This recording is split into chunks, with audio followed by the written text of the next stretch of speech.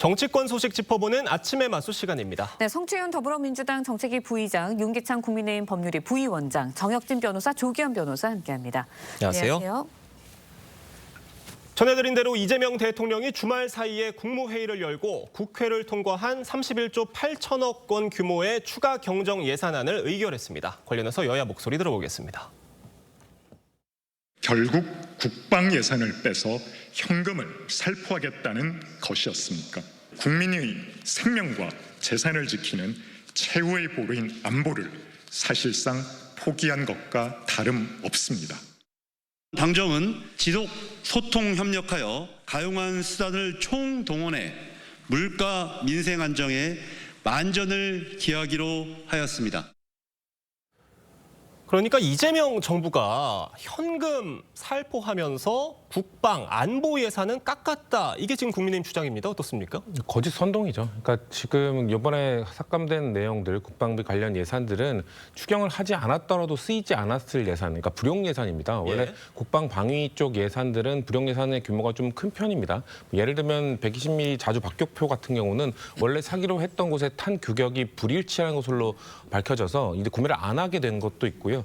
특수작전용 권총 같은 경우는 예상보다 좀 저렴하게 구매가 돼서 차액이 발생해서 돈이 남았습니다. 그리고 마지막으로 또 관사 및 간부 숙소를 신축하기로 한 비용 이것들도 뺐다라고 주장을 하고 있는데 이건 역시 개발 제한 구역을 해제해야 추진될 수 있는 건데 연내 그게 해결될 거라고 생각했는데 해제 협정이 생각보다 많이 지연되면서 올해 신축하기가 사실상 불가능해진 것이거든요. 그러니까 올해 쓸 수 없는 예산들을 불용 예산들을 다 이렇게 삭감한 것에 대해서 이것을 갖고 현금 살포용 예산으로 사용했다. 사실 국민의힘이 이렇게 주장하는 건 놀랍지도 않은 것이 작년에 677조의 예산 중 4조 원을 삭감했다고 해서 비상계엄을 일으켰던 대통령을 배출하는 정당이기 때문에 올해 국방예산 61.9조 원입니다. 그중에 905원이 불용 예산 쓰이지 않을 돈을 삭감했다고 해서 국방을 포기했다는 주장을 누가 믿겠습니까? 네. 그런데 그 말씀해 주신 불용 예산 부분에 대해서 사실 불용 예산이 삭감되는 경우 왕왕 있는 게 사실인데 이 국민의힘에서는 이 불용 예산 삭감을 전혀 논의 없이 추진했다. 이 부분 지적하는 부분이 있고 또 말씀해 주신 군인 간부들 이사 화물 지원비 이 부분에 대해서는 필수 예산임에도 불구하고 이런 부분이 좀 깎이면 지금 듣기로는 군대에서 이사 지원비가 부족해서 이사 청소나 또 그런 일들을 할 때 군인 간부들이 직접 지갑을 여는 경우도 왕왕 있다 그러더라고요. 어떻습니까? 저는 그런 부분들은 지원을 할 수 있도록 추가 뭔가 조정이 필요하다고 생각을 하고요. 예산을 삭감하는 과정에 왜 야당을 배제했냐. 아마도 저는 그 처음에 들어갔던 예산이 아닌 삭감 예산에 대해서는 아마 지금 우리가 추후에 다루게 될 이 특활비 예산 논란 때문에 국민의힘이 사실상 논의를 거부했던 시기가 있거든요. 그 시기에 아마 이 논의 시기를 전 놓친 것으로 보기 때문에 국민의힘에도 책임이 있다라는 말씀 드리고 싶습니다. 네, 일단은 뭐 민주당 측에서는 계약 지연 등으로 인한 편성 불가능한 불용 예산이었다 이런 입장이고요. 또 야당과의 협의 없이 국방예산 감액한 부분에 대해서는 어차피 시기를 놓친 부분이 있다 이렇게 이야기를 하고 있거든요. 국민의 입장에서는 어떠세요? 상식적으로 말이 안 되죠. 불용이라는 것은 확정되는 시기가 연말이 돼야 확정되는 것이고요. 그다음에 이제 그 이전에 올 본 예산 때도 3,400억 원을 그냥 깎았어요. 그러면 국방비에서 말씀하신 대로 뭐 100억 원 깎았다, 900억 원 깎았다. 그럼 3,400원 깎은 부분을 돌려 쓸 수 있는 거거든요. 지금 이런 부분이죠. 필수적으로 들어가는 돈. 그러니까 저 부분은 사실은 뭐 국민께 나눠주는 돈 플러스 특활비를 마련하기 위해서 깎았다고 볼 수밖에 없는 것이고 깎는 과정도 정부에서 편성은 사실 쥐어짜면 편성할 수밖에 없는 거 아니겠어요? 비상경제 TF 짜가지고 방위사업청에 해라 그러면 할 수밖에 없는 상황이고 그런 과정을 막기 위해서 예비심사 과정에서 국방위에서 해야 되는데 국방위의 위원장이 성일종 국민의힘 의원입니다. 아마 그래서 패싱이 아닌가라는 생각을 하는 것이고 그렇다면 예산 심사권 자체도 인정해주지 않은 것이다. 그래서 이 부분은 글쎄요 뭐 허위라고 말씀 주시는데 본 예산 대비 깎은 거에 또 깎은 거기 때문에 저는 이거 앞뒤가 안 맞는 주장이다 이렇게 생각합니다. 네. 지금 민주당이 단독 처리한 추경안은 야당이었던 지난해 삭감했었던 대통령실과 검찰 특활비가 복원이 됐습니다. 이 부분을 놓고도 뜨거운 공방이 일고 있는데 대통령실과 야당 입장 들어보겠습니다. 특활비가 포함된 것에 대해 향후 책임 있게 쓰고 소명하는 과정이 있을 것이다라고 말씀드리겠습니다. 더불어민주당은 과거 스스로 삭감했던 대통령실 등의 특활비를 언제 그랬냐는 듯 부활시켰습니다. 위선의 극치이자 국가 재정을 정치의 도구로 전략시킨 전형적인 행태입니다. 우상호 정무수석도 이 부분에 대해서 뭐 송구하다 이런 말씀을 하셨잖아요. 좀 솔직하게 말씀하신 거 아닌가 싶어요. 우상호 정무수석은 이제 여야 관계를 고려해서 예. 뭐 그런 정도의 입장을 밝힐 필요가 있다고 판단한 거고요. 뭐 야당이 문제 제기를 할 수 있다고 보는데요. 저렇게 뭐 무조건 다시 특활비를 부활시켰다고 그냥 맹목적으로 비판할 것이 아니라 당시 논의됐던 사정 이런 부분 고려하면서 말씀을 하셔야죠. 그 대통령실에서 설명하는 것 같이 책임 있게 쓰고 소명하겠다라고 했습니다. 이 부분이 2024년 12월, 11월 예산 심사 과정에서 전혀 안 되고 있었기 때문에 예. 계속 요구를 했던 거 아닙니까? 이건 뭐 이 2024년 특활비에 대한 증빙을 하라는 요구, 그러니까 영수증까지 다 내라고는 하지 않더라도 최소한 어떻게 사용했는지 확인하고 2025년 편성한 예산을 어디에 쓸 건지에 대해서 적절하게 소명하라고 했는데 전혀 안 되고 있었습니다. 그래서 삭감했다는 거고요. 뭐 여나 야나 대통령실이나 뭐 그 국정원이라든가 검찰 경찰의 특활비가 예. 필요하다는 것 자체는 부인하지 않습니다. 다만 이 용처라든가 아무리 특활비가 기밀성 이 예산이라고 하더라도 최소한의 소명은 필요하다는 점에 대한 공감 또한 있어야 됩니다. 이제 그런 부분에서 일단 대통령실은 12.3 비상계엄 이후에 그 대통령실의 특활비 소요가 분명히 있다는 걸 확인했기 때문에 우상호 정무수석이 저렇게 입장을 밝히는 것과 같이 다시 이제 살리는 부분에 대해서 부적절해 보일 수 있지만 그 잘 쓰고 잘 소명하겠다라고 했으니까요. 그 입장을 좀 지켜보면 될 일입니다. 네, 민주당에서는 이제 윤 전 대통령이 일을 잘했으면 특활비 삭감 없었을 것이다 이런 주장도 내놨는데 결과적으로 살펴보면 민주당이 야당일 때는 삭감됐던 부분이 일단은 여당이 되고 나선 플러스가 된 거는 사실이거든요. 특활비 논란 어떻게 보세요? 글쎄요, 뭐 민주당 저런 주장을 갖다가 뭐라고 이야기하느냐 한마디로 궤변이라고 그러는 거죠. 조금 전에 조기현 변호사님도 말씀하셨지만 특활비는 필요한 거 아니겠습니까? 마약 사범을 정상적인 방법으로만 검거할 수 있겠습니까? 간첩을 어떻게 잡겠습니까? 그러니까 특활비라고 하는 게 몇십 년 동안 존재했던 거고요. 그러니까 민주당이 이번에 정권을 잡자마자 특활비를 부활시킨 거 아니겠습니까? 특활비가 민주당이 그 얼마 전에 특활비를 삭감했던 건요. 제가 봤을 때 딱 하나밖에 없어요. 그것은 극단적인 그 당시 여소야대였기 때문에 심지어 대통령실의 특활비까지도 그냥 전액 삭감할 수 있는 그러한 무지막지한 힘을 보유했기 때문에 특활비까지 삭감했던 거 아니겠습니까? 저렇게 말도 안 되는 그런 변명하지 마시고 그냥 진솔하게 잘못했다. 그렇게 국민들의 양해를 구하는 것이 더 바람직한 자세 아닐까 싶습니다. 이번 검찰 특활비 복원에 대해서 민주당 내에서도 검찰 개혁과 모순된다는 반발 의견이 나왔다고 합니다. 민영배 의원인데 SNS에 공개적으로 이 내란 검찰에 다시 먹이를 줄 수 없다 이런 입장을 밝혔어요. 지금 당내 분위기 어떻습니까? 그러니까 민영배 의원 외에도 검찰 개혁을 좀 강하게 주장하시던 의원분들이 기권을 하시거나 반대 의사를 표한 걸로 알고 있고요. 이분들의 의견이 수렴이 돼서 부대 의견이 달렸습니다. 그러니까 검찰 개혁이 완료된 이후에 이 특활비를 집행한다라는 말씀을 부대 의견을 달았고 그리고 국민의힘에서는 어차피 검찰 개혁 통해서 검찰 해체하려는 것 아니냐, 해체하려는 집단에 특활비를 준 게 무슨 의미가 있느냐라는 주장을 하시는데 정성호 법무부 장관 후보자가 말씀을 하셨듯이 우리는 검찰을 해체한다기보다는 기능을 분리하겠다. 그걸 통해서 개혁을 추진하겠다라고 지금 말씀을 하고 계시거든요. 그 말은 뭐냐면 그러면 검찰에 배정된 특활비를 기능 분리에 따라 적절하게 배능을 그 특활비 역시 분리하면 된다고 저는 생각하기 때문에 그런 야당의 주장 역시 그렇게 적절한 주장은 아니라고 생각합니다. 알겠습니다. 저희가 다음 소식도 좀 짚어보겠습니다. 국민의힘 얘기인데요. 혁신위원회가 이르면 오늘 출범할 계획이었는데 이게 인사 구성 문제 이유로 좀 지연이 됐어요. 어떻게 보십니까? 뭐 안철수 혁신위원장이 아마 지도부 등과 인사에 대해서 논의를 하는 것 같아요. 물론 뭐 불가피하거나 바람직한 면도 각각 있을 수는 있습니다. 근데 어쨌든 혁신위원회 구성에 대해서는 안철수 의원이 전권을 가져야 되는 것 같고 혁신위원을 지도부와 상의한다는 것 자체는 혁신의 제한 또는 범위가 어느 정도 한정된다는 것이기 때문에 일단 저 부분 자체가 다소 당원들 입장에서 보면 의아하다라는 생각이 먼저 듭니다. 그다음에 안철수 혁신위가 어쨌든 혁신위를 구성하고 나면 어떤 방향에 대해서는 먼저 여론조사를 해야 될 것 같아요. 당원들의 의사를 확인하고 그다음에 대선에 왜 졌는지에 대한 지도부나 혁신위원회 자체 논의보다는 바깥에서 보는 시각 또는 당원들이 보는 시각을 반영해서 어떤 혁신한 방향을 마련해야 될 것이지 지금 지도부와 혁신위 안철수 의원이 독단적으로 혁신 방안을 정한다? 저는 그러면 지난번 혁신위가 실패했던 것처럼 뭐 민주당이든 아니면 국민의힘 계열이든 똑같은 전철을 밟을 수 있을 것 같아서 안철수 의원에 대해서 반신반의하는 이런 여러 가지 당원들의 시각이 있기 때문에 그런 것들을 뚫고 넘어가려면 혁신안 방향 설정에 있어서는 조금 더 여론을 취합하는 이런 절차가 필요할 것 같다. 당원 지도부와 또 협의 속에 이루어져야 된다 이런 말씀이신 건가요? 지도부 협의가 아니고 당원이죠. 예. 당원들이 과연 어떻게 보고 있는지, 예. 어떤 것이 필요하다고 보는지.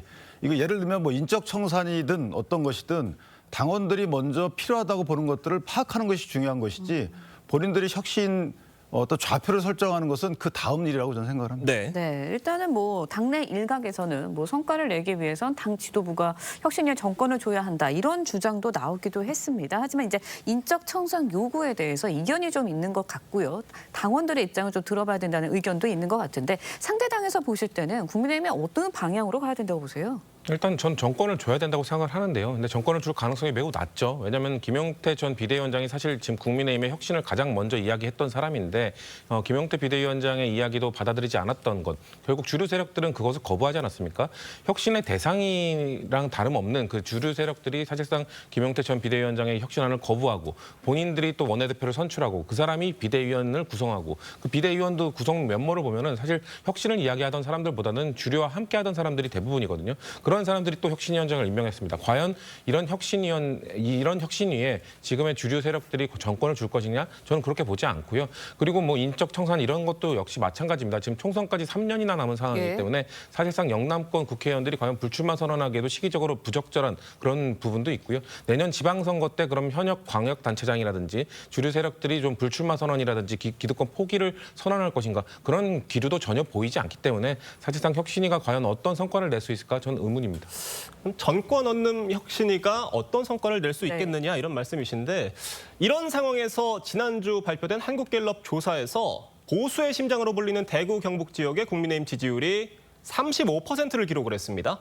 대선 때 김문수 후보의 지역 득표율인 67%와 비교를 해보면 한 달 사이에 반토막이 난 거예요. 이유가 뭐라고 보십니까? 제가 봤을 때 김문수 전 후보가 얻었던 득표율은 크게 세 가지로 구성되어 있는 것이 네. 아닌가 싶은 게 예. 첫 번째 국민의힘이라고 하는 정당, 그 당시 여당이었죠. 여당에 대한 지지율. 그다음에 두 번째는 김문수 후보 개인에 대한 지지율. 그런데 또 하나가 더 있던 것 같아요. 그건 뭐냐면은 이른바 반명 심리. 예. 이재명 후보가 대통령이 돼서는 안 되겠다. 이런 심리가 굉장히 강하지 않았습니까? 그런데 어떻게 됐습니까? 결국은 김문수 후보가 패배했고 예. 이재명 후보가 지금 대통령으로 당선되어 있습니다. 그러니까 반명 심리로 그 국민의힘을 그 지지했던 사람들 입장에서는 더 이상 국민의힘을 지지할 이유가 없는 거예요. 제가 봤을 때 적어도 그런 반명 심리로 인해서 반사적 효과를 얻었던 게 한 30% 되지 않나? 저는 그런 정도 생각을 거의 갖다 했었는데 절반이네요. 그러니까 67에서 30을 빼니까 37 아니겠습니까? 그러니까 지금 한 35% 정도 나오는 것이 아닌가? 저는 그런 생각이고요. 이게 아프겠지만 국민의힘의 현실입니다. 그다음에 이게 대구 지역 TK에서만 있는 그러한 그 심리가 아니고 전국적으로 모든 지역에서 비슷한 그 현상이 아닐까 싶고 이러한 현실을 국민의힘 직시해야 되는 것이 아닌가 싶습니다. 네, 국민의힘의 현실이다라는 이야기를 해주셨거든요. 이번 여론조사 어떻게 보셨어요? 국민의힘이 위기의식을 가져야 되는 여론조사로 볼 수밖에 없죠. 그러니까 통상 대선 패배 이후에 지지층의 이탈은 늘 있어 왔는데 이번은 양상이 좀 다르다고 봅니다. 특히 이재명 정부의 주범은 과거 민주당으로서의 정권 교체 이후에 나타났던 일부 보수층의 이완하고는 결이 다른 게요. 지금 TK나 PK도 그렇고 이재명 정부가 표방하고 있는 일종의 실용 그리고 중도적 그리고 더 확장해서 중도 보수까지 입장이 실제 국가 운영에 반영될 경우에 TK나 PK에서 기존과 다른 정파적 이해관계에서 지지하는 양상이 바뀔 가능성이 매우 높아지고 있습니다. 물론 1년 안에 이게 지금까지 전면적으로 국민의힘을 지지하는 길이가 완전히 바뀌지는 않겠지만 상당한 변화가 있을 수 있다. 이런 부분까지 고려를 해야 될 텐데 이제 그렇게 된다고 하면 지금 보이는 혁신 관련된 당내의 어떤 갈등이라든가 친윤과 친한 등등의 어떤 계파적 갈등이 계속 지속된다고 하면 신의 TK나 PK에서 돌아선 민심이 다시 회복되기는 쉽지 않을 수 있을 것 같습니다. 알겠습니다. 저희가 특검 얘기도 예. 해보겠습니다. 내란 특검이 윤석열 전 대통령에 대한 구속영장을 전격 청구했습니다. 그럼 야권에선 최소 3번 정도는 소환 조사를 한 뒤에 청구하지 않겠느냐 이런 전망이었는데 2번만 한 예. 뒤에 청구를 했어요. 어떻게 보십니까? 이거는 특검의 자신감이죠. 예. 왜냐하면 지금 앵커도 말씀하셨지만 제가 생각해도 정상적인 절차는 최소한 한 서너 번 정도는 대통령을 더 소환한 다음에 네. 충분히 이제 조사가 이루어진 다음에 그런 다음에 기소를 거의 준비해 놓고 마지막에 구속영장 청구하는 게 그게 정상적인 절차일 텐데 왜 그러냐면요. 사람을 구속하면 기소할 때까지 시간이 짧아져요. 왜냐하면 구속기한이 있으니까. 예. 그럼에도 불구하고 특검이 일단은 2번만 딱 하고 아직 조사할 게 많이 있다라고 특검에서도 이야기하고 있는데 그럼에도 불구하고 구속영장 청구하는 것은 뭐 이제 특검에서는 무슨 뭐 증거인멸의 우려 같은 것들이 있다 이런 식의 이야기를 하지만 제가 봤을 때 어차피 게임은 끝났다라고 특검은 생각하는 것 같고 어쨌든 이러한 그 구속영장 청구로 인해 가지고 만약에 구속영장이 발부가 된다라고 하면 기소는 굉장히 빨라질 것이다 이렇게 예측할 수 있겠습니다. 네, 특검이 청구한 구속영장 청구서에는 직권남용 혐의 등 5개 혐의가 적시가 돼 있습니다. 일단은 조기현 변호사님께 여쭤볼게요. 5개 혐의가 모두 입증이 됐다라고 볼 수 있는지 또 5개 혐의에는 외환 혐의는 담지 않았거든요. 영장에. 예. 그거는 어떤 이유인지. 그 구속영장 청구 단계에서는 뭐 입증, 그러니까 예. 증거에 의해서 범죄 사실에 대한 이 입증이 완전히 이루어질 것까지는 요구하지 않습니다.